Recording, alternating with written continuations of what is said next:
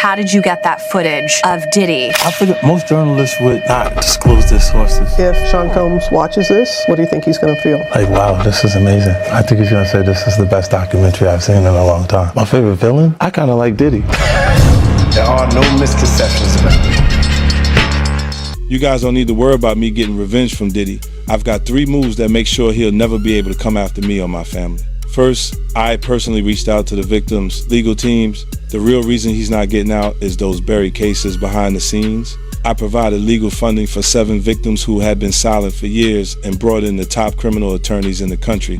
Second, I bought up every potential post-release business deal he had lined up. I planned this 2 years in advance, so by the time he got sentenced and still had hope of getting out, every partner had already cut ties with him. Third, I don't just have evidence, I've got backups. This is an entire minefield that's been buried for 20 years. I uncovered every secret from the last 30 years. With testimonies from the victims, we interviewed over a dozen people he tricked, threatened, or violated. You think that's harsh? No, he destroyed other people's lives for decades. I'm just making sure he spends a few extra years in prison for it. I'm not afraid of his people, not afraid of his threats. I know he's still in there fantasizing about a comeback, but the truth is, he's never coming. Dallas-based religious leader T.D. Jakes has now spoken publicly amid rising online chatter, linking his name to private events associated with music executive Sean Diddy Combs. Reports indicate that Jakes is considering legal steps in response to public claims that suggest his involvement. After recent media attention surrounding other major celebrities, Jakes has become the latest prominent figure connected to efforts aimed at pushing back against narratives tied to the wider controversy. His response has added a new layer to an already complex situation. This moment raises important questions. Why is his name being brought into the discussion now? What was his presence, if any, at these gatherings? And what are the claims that continue to circulate as developments unfold? Attention remains focused on separating speculation from verified facts. That's why people get on my nerves talking about who you should be seen with. I do homeless shelters. I walk in prison ministries. I deal with murderers. I deal with rapists and killers because they're our children, our sons, and our... Here we are. Anytime, sir. All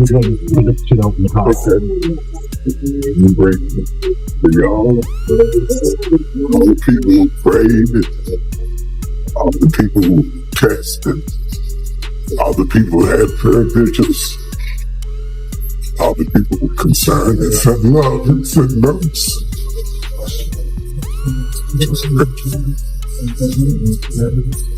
Thank you.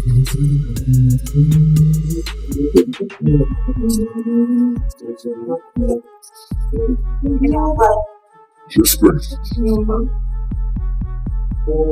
Not afraid to die. Don't want to hurt my feelings. The people who love me, the church hates me.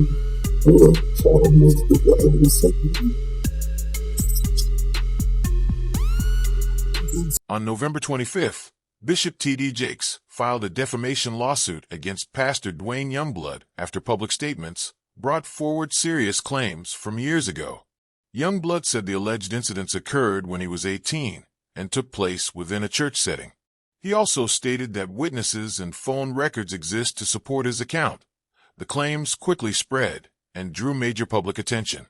Around the same time, Jake's name began appearing in separate legal filings connected to Sean Diddy Combs and was later mentioned by comedian Cat Williams as discussion around the controversy widened. Jakes was first referenced in a civil lawsuit involving an individual known as Lil Rod.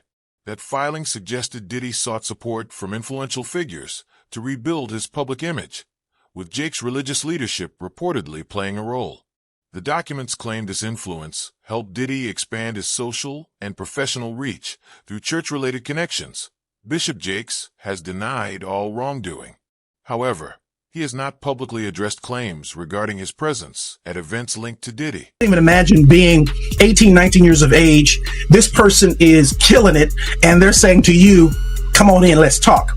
And so I did. I went in. We sat down at a very long dining room table in a room that she had.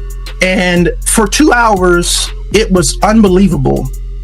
Pouring of heart, crying, him talking about my father, we talking about these scenarios. And I inwardly just knew I had finally found someone who could get it.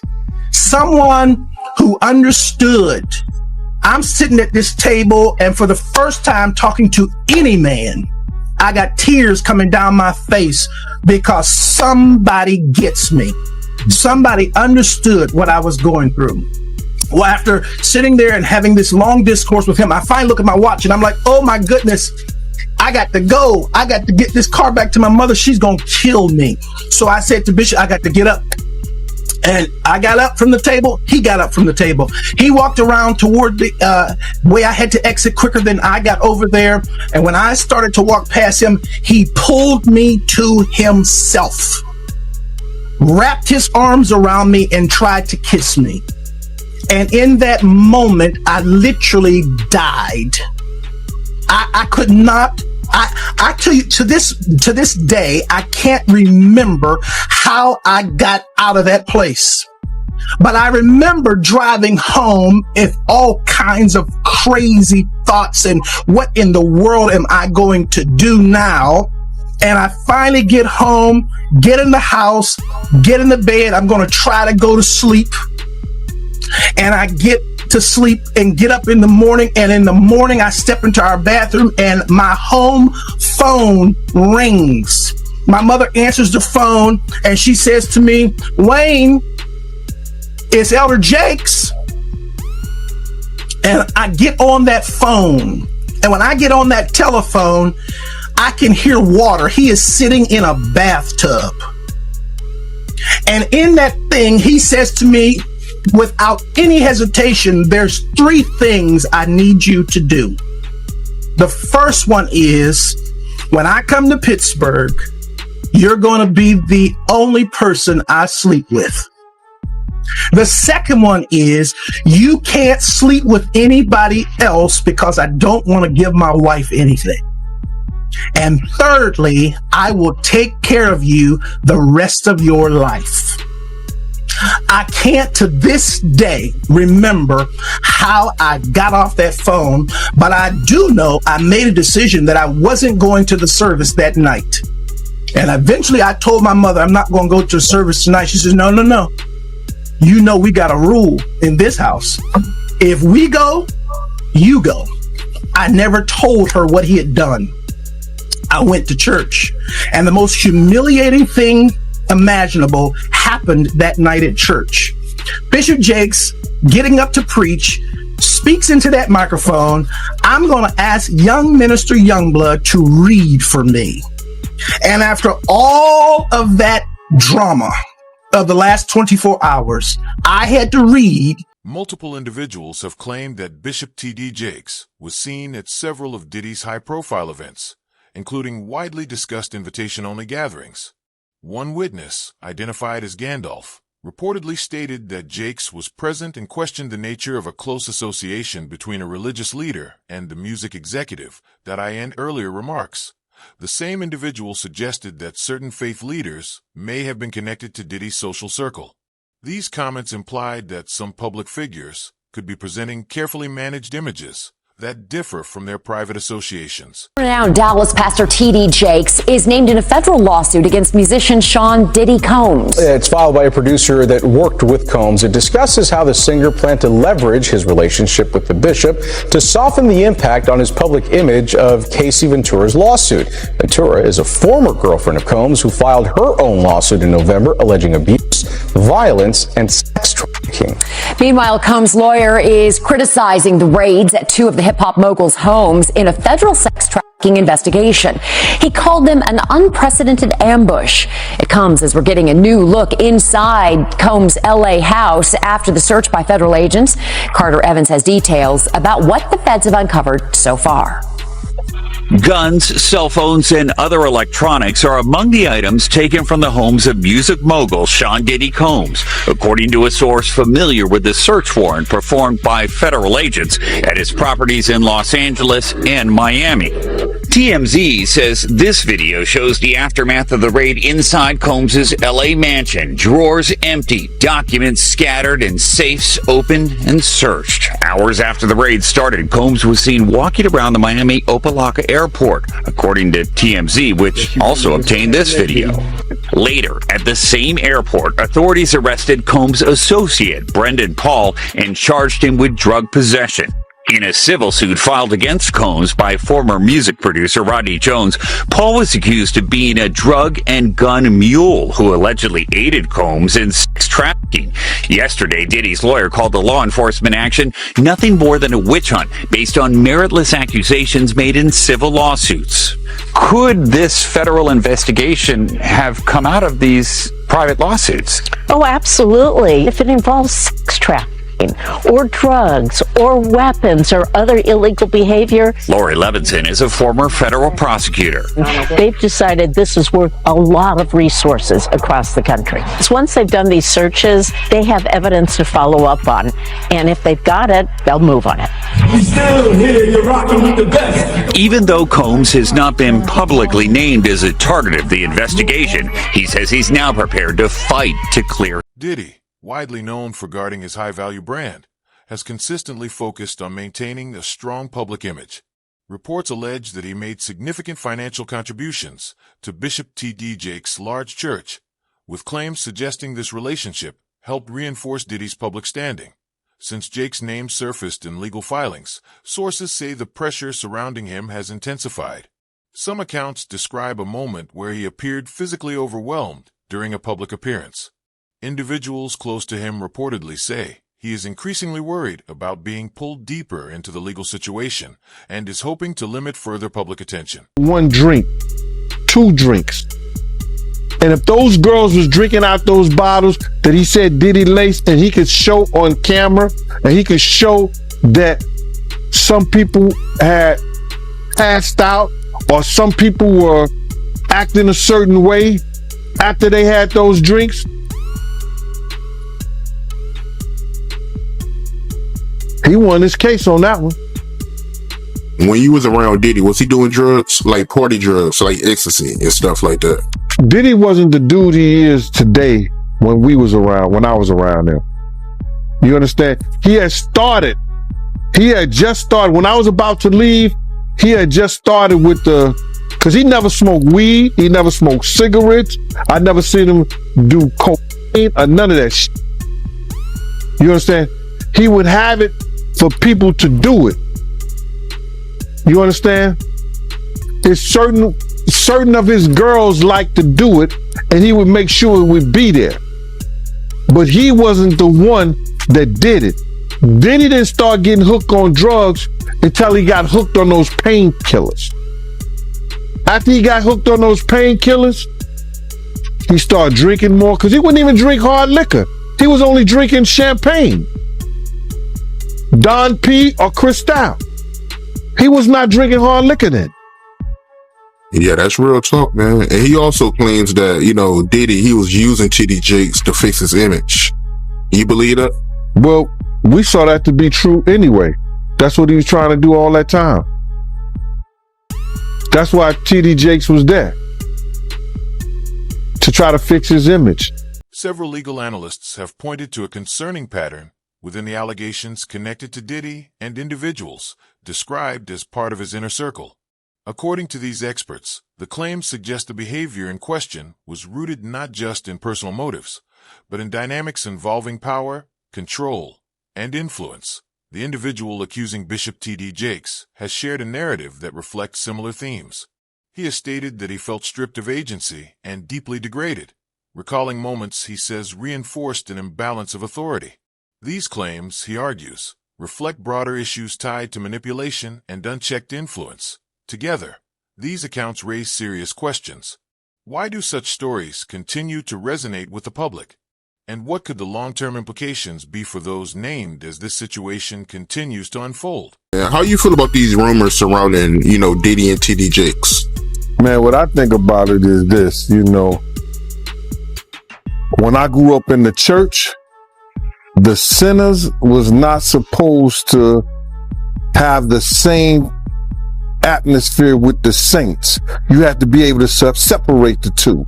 So I'm looking at him as a saint going to a party that ain't nothing but sin, drinking, maybe fornication, man on man, woman on woman, he on she. But maybe he'd have to lay some hands on somebody. Maybe he'd have to save some souls. I know he got a contract with Revolt, so I'm just like, it's just real strange that he would be found at any kind of Diddy party or any kind of place with Diddy unless it's in a business atmosphere. So now what he's doing is he's making, man, he making the Christians look real bad right about now. And you been to these parties, right?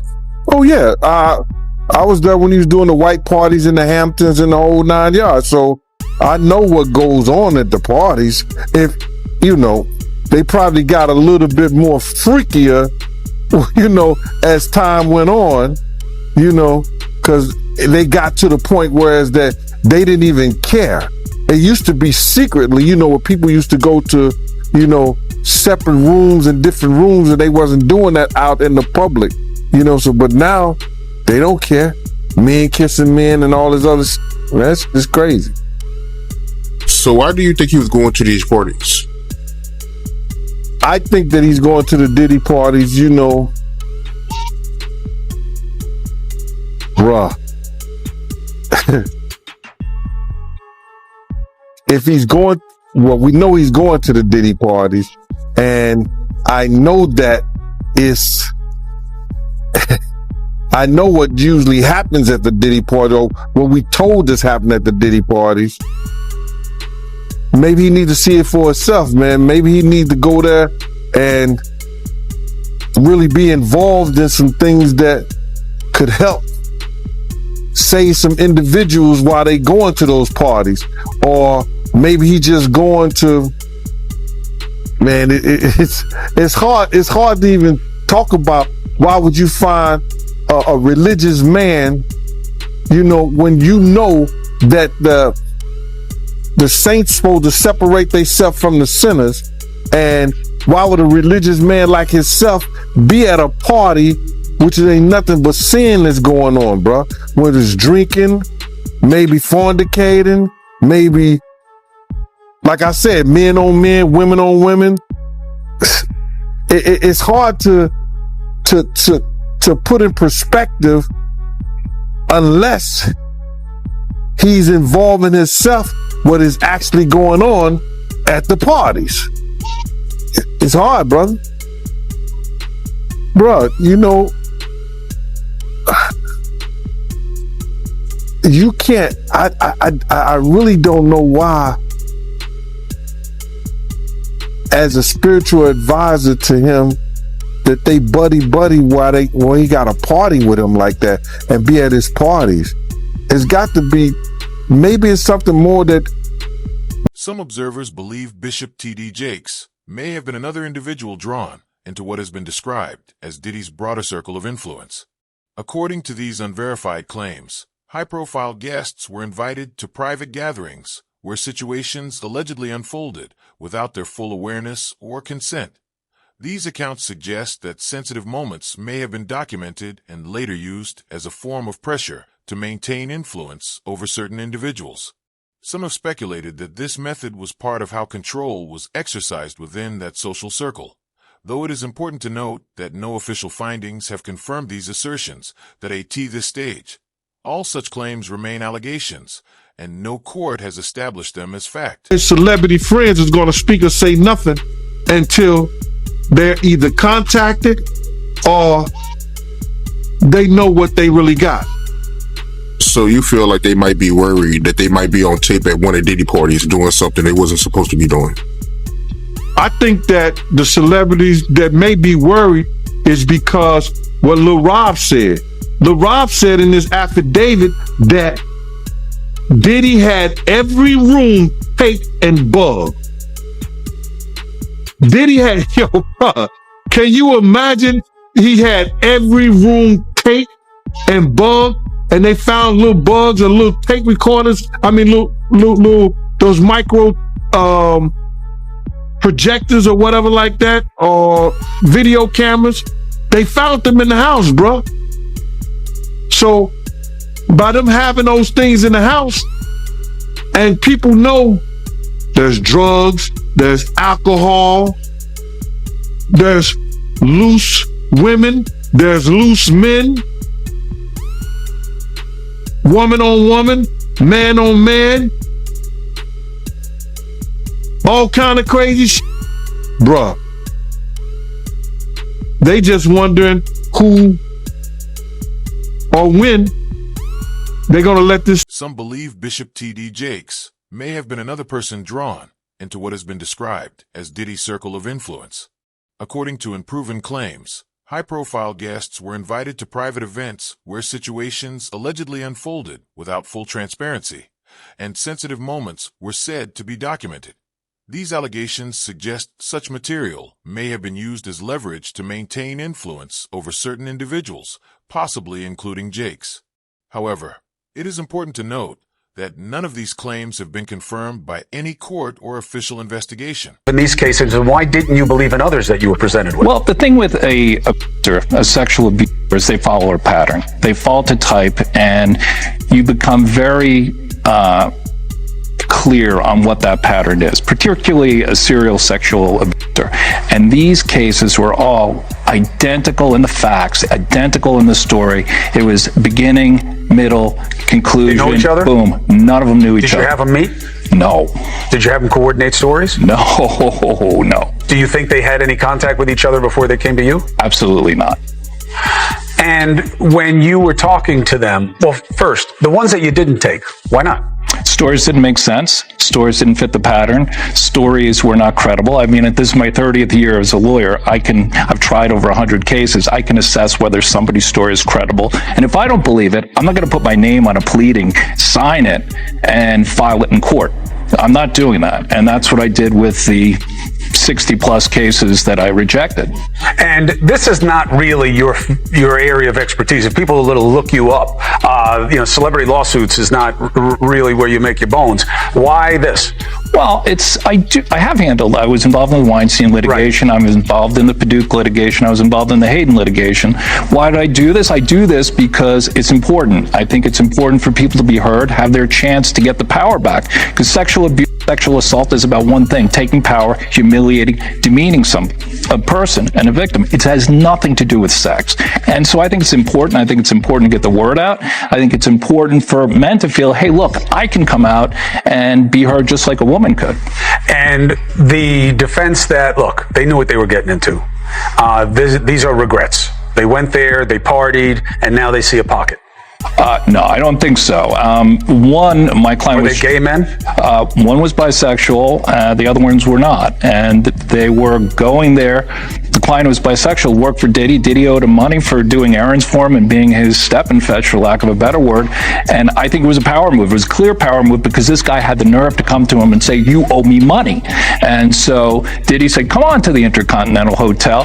He gives him the drug, knocks him out, sodomizes him, and I won't use the term that my client used, but he said he tried to turn me into his B word. And I think it was a clear power move on each and every occasion. I think the ones that took place in the Park Hyatt, that wasn't partying. My client met him at a nightclub in the city here with a music producer. He didn't think he was getting into that. The man who was in the Hamptons, he thought he was going to a white party. Who wouldn't want to go to a white party? I would have gone to a white party back in the day. I wouldn't go now, but they went there innocently. And despite Diddy's wide network of celebrity connections, few public figures have stepped forward in his defense. That silence has fueled speculation about what some may know, or what they may fear. Reports of sensitive material allegedly recovered from properties linked to Diddy have added to those concerns, leading some observers to question whether pressure, rather than loyalty, is keeping people quiet. Bishop T.D. Jakes, who was once publicly associated with Diddy, has not directly addressed these developments. As lawsuits progress and new information continues to surface, questions remain unresolved. It is still unclear whether Jakes was knowingly involved influenced by others, or simply affected by the collapse of a powerful circle now facing intense legal and public scrutiny? They saw what he did to Cassie. With the kicking, the punching. They saw what they did to Cassie. They know that nobody in America like that. So now, these people are represented by a brand. Whether it's something about the music, clothing, movies. They're not going to come out and speak on nothing that has anything to do with them. And they praying that they not on the tape. Doing crazy stuff, being oiled up in the whole 9 yards. They praying. So until the feds say, hey, yo, listen here. We got you on, hey, buddy, we got you on this tape. And the girl looked like she was pretty young. We're not gonna show it, but we need you to come and testify against Brother Love, P. Diddy, Puff Daddy, you know, Sean Combs. That's when they're gonna start talking, and they're not gonna be talking in his favor. When the feds come to them and show them what they got on tape. Because if he had 250 tapes all over, 250 cameras all over the house, somebody got caught stealing a cookie out the cookie jar. It could be your favorite pastor. It could be your favorite politician. But they didn't think they was being watched. And Brother Love was watching. Yeah, I mean, T.D. Jakes, he hasn't even came out and said anything. And him and Diddy was real cool. Amen. Amen. Yeah, man. And I know the people in the congregation over there is shaking in their boots because this man didn't led them probably, allegedly led them to damnation, because those people's hearts are going to be broken if that man is seen on those tapes doing anything. Because people always put their faith in the pastor instead of putting their faith in God. And what they need to do is understand that he's just a man. And he has a history. It's not looking too good for him. So you feel like celebs are worried that they might be on tape? Oh, they know. That's why they ain't speaking up or saying nothing. Yeah, I was at a Diddy party, but I know I ain't do nothing. When you don't know somebody's taping you, when you don't know that somebody is videoing you in some kind of form or fashion, you got that alcohol, you got the drugs in you, they're a little loose, bruh. They let down all their inhibitions. The music is pumping. He said it himself. He got it so hot in there that you got to take your clothes off. Yeah, how you feel about these rumors surrounding, Diddy and T.D. Jakes? Man, what I think about it is this, when I grew up in the church, the sinners was not supposed to have the same atmosphere with the saints. You have to be able to separate the two. So I'm looking at him as a saint going to a party that ain't nothing but sin, drinking, maybe fornication, man on man, woman on woman, he on she. But maybe he there to lay some hands on somebody. Maybe he there to save some souls. I know he got a contract with Revolt, so I'm just like, it's just real strange that he would be found at any kind of Diddy party or any kind of place with Diddy unless it's in a business atmosphere. So now what he's doing is he's making, man, he making the Christians look real bad right about now. And you been to these parties, right? Oh yeah, I was there when he was doing the white parties in the Hamptons and the whole 9 yards. So I know what goes on at the parties. If, you know, they probably got a little bit more freakier, you know, as time went on, you know, because they got to the point whereas that they didn't even care. It used to be secretly, you know, where people used to go to, you know, separate rooms and different rooms, and they wasn't doing that out in the public, you know. So, but now they don't care. Men kissing men and all this other that's just crazy. So why do you think he was going to these parties? I think that he's going to the Diddy parties, you know, bruh. If he's going, well, we know he's going to the Diddy parties, and I know that it's, I know what usually happens at the Diddy party, or what we told us happened at the Diddy parties. Maybe he needs to see it for himself, man. Maybe he needs to go there and really be involved in some things that could help save some individuals while they going to those parties. Or maybe he just going to, man, it's hard to even talk about. Why would you find a religious man, you know, when you know that the saints supposed to separate themselves from the sinners? And why would a religious man like himself be at a party which ain't nothing but sin that's going on, bro? Whether it's drinking, maybe fornicating, maybe, like I said, men on men, women on women. It's hard to put in perspective unless he's involving himself what is actually going on at the parties. It's hard, brother. Bruh, you know, you can't, I really don't know why, as a spiritual advisor to him, that they buddy while he got a party with him like that and be at his parties. It's got to be, maybe it's something more that. Despite Diddy's wide network of celebrity connections, few public figures have stepped forward in his defense. That silence has fueled speculation about what some may know, or what they may fear.